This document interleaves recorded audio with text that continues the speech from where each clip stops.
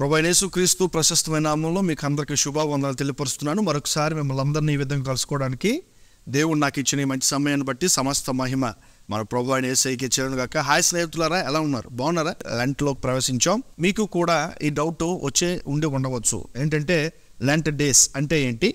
Lent అనే మాట బైబిల్లో ఉందా? లెంట్ ఆచరించాలా, ఆచరించకూడదా? ఆచరిస్తే ఉపయోగం ఉందా లేదా ఆచరించకపోతే ఏమైనా నష్టం ఉందా లేదా? ఇలాంటి కొన్ని ప్రశ్నలు మనం ఈరోజు చర్చించబోతూ ఉన్నాం. అయితే మీరు జాగ్రత్తగా ఈ సందేశాన్ని అంతటినీ మీరు విని ఖచ్చితంగా లైక్ చేయండి, అనేకులకు ఈ సందేశాన్ని షేర్ చేయండి. దేవునికి స్తోత్రం కలుగును గాక. హల్లెలూయా. ప్రభునందు ప్రియులారా, ఈ లెంట్ డేస్ అనే సందర్భం మనం ఒక్కసారి ఆలోచిస్తే, లెంట్ అనేది ఒక ఆధ్యాత్మికమైనటువంటి కోణంలో మనం చూసినట్లయితే ఇది 2వ శతాబ్దంలో ఆరంభించబడినట్లుగా మనం చూస్తాం. లెంట్ డేస్ అనేది 2వ శతాబ్దంలో మనం ప్రారంభించబడినట్లుగా మనం చూస్తాం. అలా 4వ శతాబ్దంలో ఇది చాలా బలపడింది అనమాట. ఈ లెంట్ అనేది సుమారుగా 40 రోజులు ఉంటుంది. 40 రోజుల్లో చక్కగా అనేక మంది ప్రభువును ఆరాధిస్తూ, ప్రభువును స్తుతిస్తూ ఈ లెంట్ని చాలా పవిత్రంగా భావిస్తూ ఉంటారు. లెంట్ అనే మాట బైబిల్లో లేదు, కానీ లెంట్ అనే మాట స్ప్రింగ్ అనేటువంటి మాట నుంచి వచ్చింది. స్ప్రింగ్ అంటే వసంత కాలం అని అర్థం. లెంట్ ఉద్దేశం ఏంటి? లెంట్ అనే మాటను మనం కొంచెం ముందుకు తీసుకెళ్ళినట్లయితే శాస్త్రవేత్తలు, బైబిల్ పండితులు దీని మీద చాలా రీసెర్చ్ చేశారు.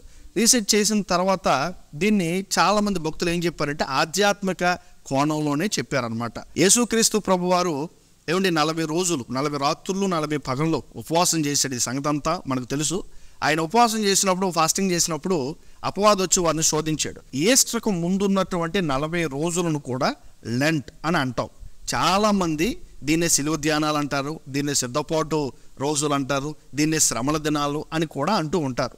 చాలామంది ఏం చేస్తూ ఉంటారంటే ఈ లెంట్ డేస్లో సాధారణంగా వీక్లీ వాళ్ళు మాంసం తినరు, కాళ్ళకు చెప్పులు వేసుకోరు, ఎక్కువగా నిష్ఠ కలిగి జీవిస్తూ ఉంటారు అనమాట.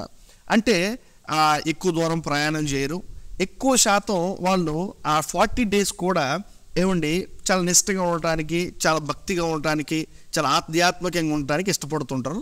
చాలామంది దీన్ని ఆధ్యాత్మిక కోణంలోనే చూశారనమాట. కాబట్టి ఈరోజు మనం ఆలోచించగలిగిన విషయం ఏమిటి అనేది ఆలోచన చేస్తే, బైబిల్లో చాలామంది 40 రోజులు ఉపవాస ప్రార్థనలు చేశారు. అందులో యేసుక్రీస్తు ప్రభువారు 40 రోజుల ఉపవాస ప్రార్థన ద్వారా అపవాది శోధించబడ్డాడు. అదేవిధంగా 10 కమాండ్మెంట్స్ అండ్ 10 ఆజ్ఞలు కలిగిన 2 ఆత్మలు తీసుకురావడానికి సినాయి కొండ మీదకి వెళ్ళినప్పుడు మోషే గారు కూడా 40 రోజులు పచ్చి మంచిలు కూడా త్రాగకుండా 40 రాత్రులు 40 పగళ్ళు ఆయన ఉపవాసం చేసినట్లుగా మనం చూస్తాం. ఈ కోణాల్లోనే భక్తులు ఏం చేశారంటే ఈస్టర్కు ముందున్నటువంటి 40 రోజులు కూడా చాలా చక్కగా దీన్ని పద్ధతిగా మనం ఆచరించాలి. అంటే ఆచరించకపోతే ఏమైనా అవుతుందా అంటే ఏమీ అవ్వదు, కానీ ఆచరించకపోవటం వల్ల నష్టం ఏమైనా ఉంది అని అంటే ఏమి లేదు. ఎందుకు లేదు అంటే భక్తులు దాన్ని అలాగ ఆధ్యాత్మికంగా డిజైన్ చేశారు. ఎందుకంటే ఈ 40 రోజులైనా సరే వీళ్ళు ఆధ్యాత్మికంగా ప్రభులో ఉండగలుగుతారు, ఆధ్యాత్మికంగా ప్రభుతో కలిసి జీవించగలుగుతారు. ఎందుకంటే ఇది 2వ శతాబ్దంలో ఉనికిలోకి వచ్చింది. ఆ తర్వాత 4వ శతాబ్దంలో దీన్ని పటిష్టపరచబడింది. ఆ తర్వాత ఉన్నటువంటి శతాబ్ద కాలంలో చాలామంది గొప్ప బైబిల్ పండితులు దీని మీద రీసెర్చ్ చేసి ఇది ఒక ఆధ్యాత్మిక కోణంలో చూపించడానికి ప్రపంచానికి చాలా గొప్ప విషయాలు వారు పరిచయం చేసినట్లుగా మనము చూస్తాం. దేవునికి స్తోత్రం కలుగునుగా. కాబట్టి దీంట్లో ఎక్కువగా మనం ఫోకస్ చేయాల్సిన విషయం ఏంటంటే ఉపవాసం, ఫాస్టింగ్ అనమాట. ఉపవాస ప్రార్థన అనేది ఈ 40 రోజులు కాదు, కానీ మన బ్రతుకులో, మన జీవితంలో దేవుడు అనుమతించిన ప్రతి సమయంలో కూడా మన ఉపవాస ప్రార్థన ద్వారా దేవుని మహింపరిచినప్పుడు దేవుడికి చాలా ఇష్టం. ఉపవాసం అంటే ఆ రోజు ఏ విధమైనటువంటి ఆహారం తీసుకోకుండా, ఏ ఘన పదార్థం కూడా తీసుకోకుండా కడుపు మార్చుకొని ప్రభుని స్తుతించడం, ప్రభుని మహింపరచడం, పశ్చాత్తాపంతో మన బ్రతుకులు పశ్చాత్తాప్తులై మన జీవితాలు ఆయనకి అంకితం చేయడం. ఒక మాట చెప్పిన పశ్చాత్తాపపడేవారు దేవుడికి చాలా ఇష్టం. కాబట్టి నీ జీవితంలో, నీ బ్రతుకులో ఈ లెంట్ అనేదే కాకుండా నీ జీవితంలో ఎప్పుడూ పశ్చాత్తాప జీవితం కలిగి ఉన్నట్లయితే, పశ్చాత్తాప బ్రతుకును కలిగి జీవించినట్లయితే నువ్వు దేవుని సంతోషపెట్టిన వాడు అవుతావు. దేవునికి మహిమ కలుగును గాక. లెంట్ పాటించే వాళ్ళు ఖచ్చితంగా జాగ్రత్తగా ఆధ్యాత్మికంగా, ఇది ఒక ఆచారయుక్తంగా కాకుండా ఆధ్యాత్మికతతో మీరు పాటించినప్పుడు ఖచ్చితంగా మీరు ఆత్మీయ జీవితంలోకి ఎదుగుతారు, ఆత్మీయ జీవితంలో పటిష్టపరచబడతారు. అనేకులకు మీ జీవితము ద్వారా ఏమైనా పరిశుద్ధాత్మ దేవుడు యేసు శిలువ యాగము పరిచయము చేయబడుతూ ఉంటుందన్నమాట. కాబట్టి ఈరోజు లెంట్ గురించి మీరు తెలుసుకున్న విషయాలను నేను మీకు తెలియపరిచాను నేను అనుకుంటున్నాను. కాబట్టి ఆత్మీయ జీవితంలో ఎదగండి, ప్రభు కోసం జీవించండి, ప్రభు కోసం కష్టపడండి.